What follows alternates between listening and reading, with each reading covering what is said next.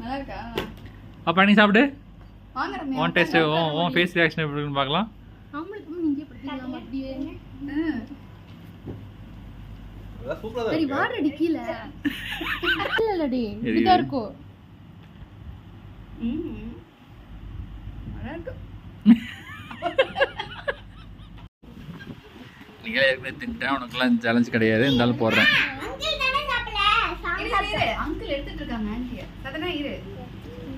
அப்படியே எடுக்கறாங்களோ. வாங். சரி இதுதான் சாப்பிட்டா நல்லா இருக்கும். கடி கடி கடி கடி. ஓ சூப்பர்.